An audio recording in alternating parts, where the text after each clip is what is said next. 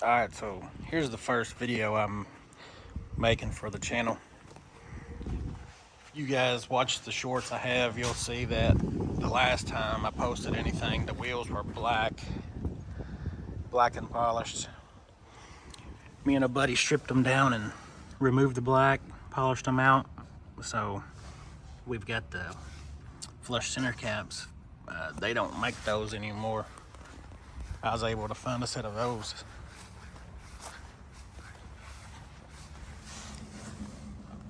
I know you guys was asking about the console shifter, which I can show you.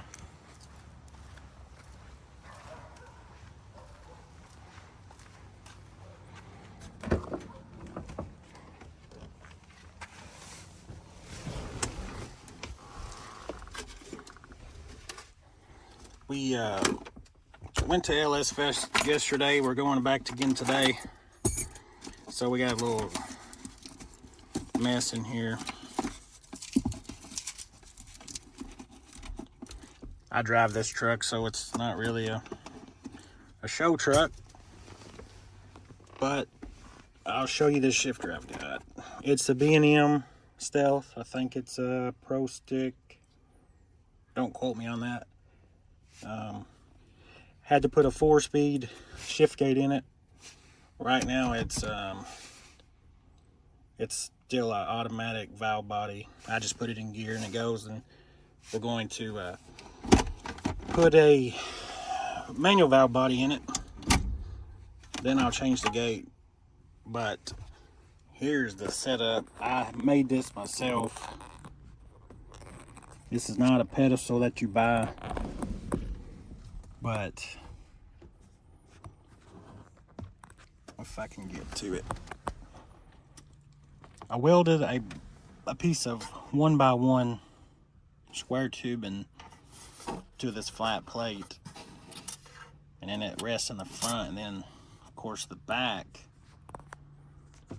I welded it to the base of the console. And I had to trim everything out. Let me see, turn this the right way here. I had to trim everything out. Well, I didn't have to trim everything, but I just went ahead and done it. The subwoofer for the console was all gone. All of that's been removed. Had to cut it up there in the front to clear the shifter. I did not cut any of this trim. It's really tight fit. If you can see in there, this sits pretty flush up against that base plastic. Then I took and trimmed this out in this back corner for this, and then the front is trimmed pretty much to the top. Trimmed the whole bottom. This will set in there pretty smooth. Clearances is really nice.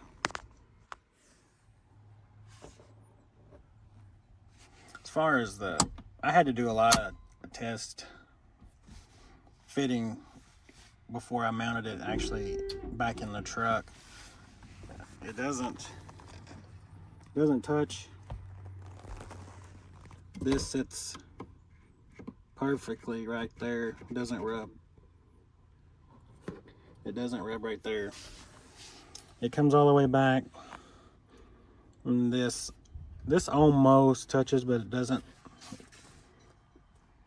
Just a lot of test fitting and everything.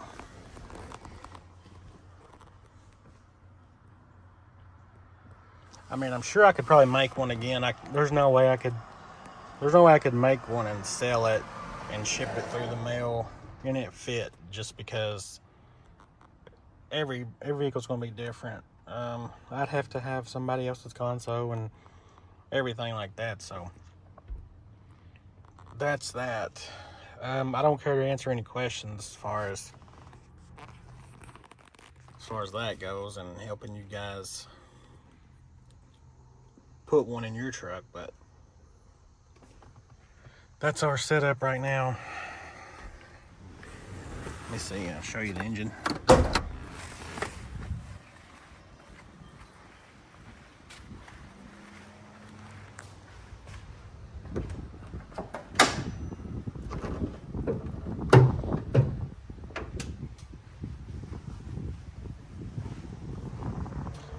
Has a Gen 4 LY660.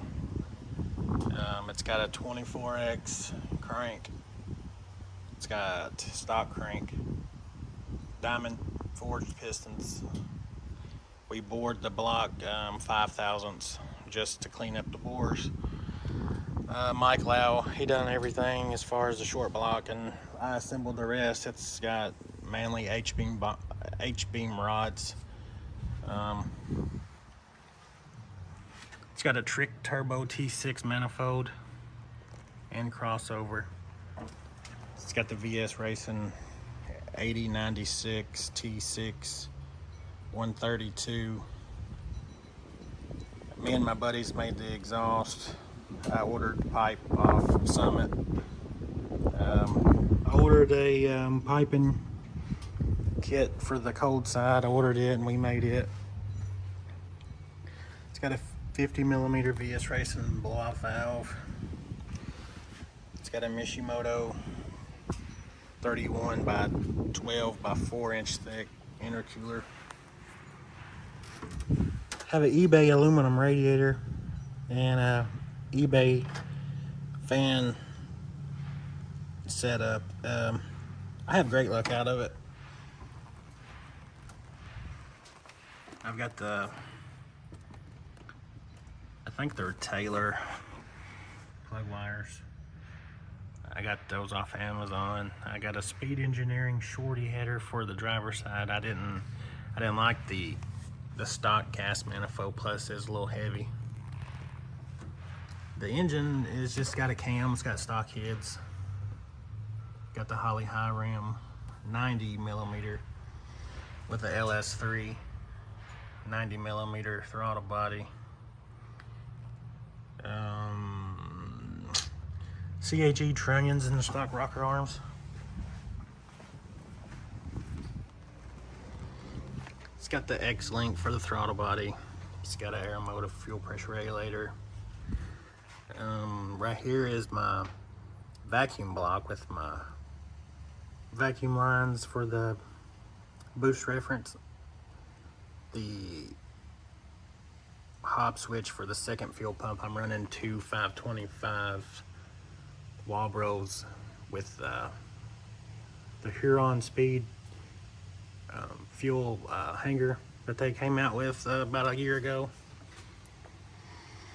I did swap the driver and passenger side valve cover because changing the oil was kind of hard. So the oil fill cap is over here with an adapter for the catch can, but when I change the oil, I just take the fitting off of the 10 fitting that I welded into the PCV port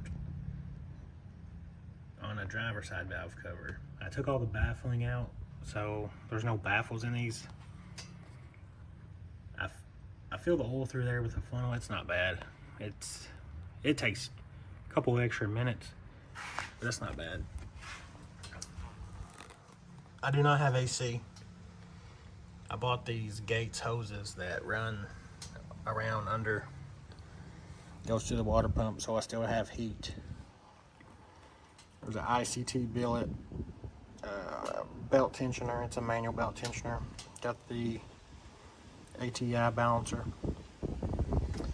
Those are Glenn Automotive Performance transmission hoses. There's the catch can. It's just an eBay catch can. It works pretty decent. Since I don't have AC, I have a TrueCool 40K cooler between the intercooler and the radiator, and it doesn't really get over 150 when it's cool outside. I think we get about 120, 115. I think last night it was about 60 degrees outside, maybe a little less, and it was 113 degrees. Stock computer. Some of this is probably going to change. I think I'm going to sell everything from here around: turbo, exhaust, intercooler, all the piping, the blow-off valve, and I'm going to go with a 88 millimeter forced inductions, probably with a 5-inch exhaust. Probably have to go out the fender with it. We're going to do a 4-inch cold side. I'm thinking I'm going to go with a 5 or a 6-inch intercooler. Maybe I was looking at the On3. I don't really know if those are sufficient or if they will support over 1,000 horsepower. This is an eBay puke tank, and I deleted the expansion tank. I put an upper filler in the radiator hose. I like it. Doesn't ever really give me any issues that I know of. I check it every once in a while, and it's full. This will suck coolant in if it gets low, and of course if it pukes out, it'll go into here.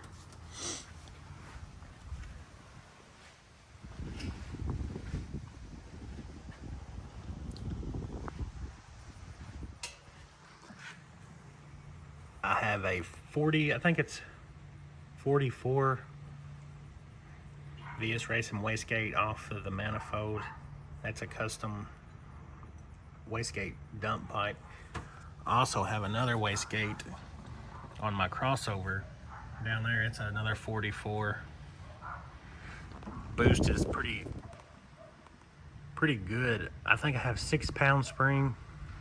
Right now, I don't have a boost controller. I just run this on 6 pounds for the moment, just because we're about to retune it and change a few things. I sold my boost controller, sold a bunch of stuff that I'm not going to use because I think we're going to do a Haltech, a Rebel fuel injection system on it. So 6 pounds, 6-pound spring. It's my gauge. I just have a cheap. I'll show it to you.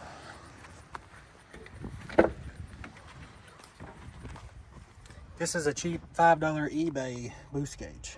I think it's a little off. I'm not sure. When it's running, when it's running, I don't know. It's not as off as it is not running. But with a 6-pound spring and doing a pull, it doesn't get over 7 pounds on the gauge. So I think it's pretty close.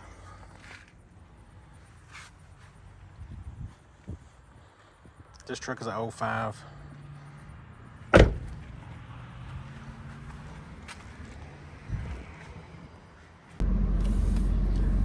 Sorry guys, that's about all I have on the truck. If you guys want me to keep making videos, if you guys have questions about anything, the shifter, the engine, if you guys want me to do more videos on the truck, just let me know. I don't mind to do them. I do most of my YouTube stuff on my off-road channel. Of course, I don't do any truck stuff. It's all side-by-sides and stuff. It's Black Sheep Off-Road. If you guys want me to keep doing truck stuff, I'll try to do some of that too. So if you can subscribe to this, leave me some comments, like it, let me know anything. I'll start doing some truck stuff, and maybe we can grow this channel, help each other out. Like I say, I'm thinking about doing not really a rebuild, but a changing some stuff on the truck, changing the front suspension, changing the turbo, the fuel injection, just stuff like that. This winter, that's what I like to do. So I can make some videos on that too if you guys want. Just getting into this truck YouTube stuff, it may or may not work out. So you guys subscribe and just support the channel. I'll keep it going. But that'll be all for today. Thanks for watching. Let me know if you have any questions. Thanks.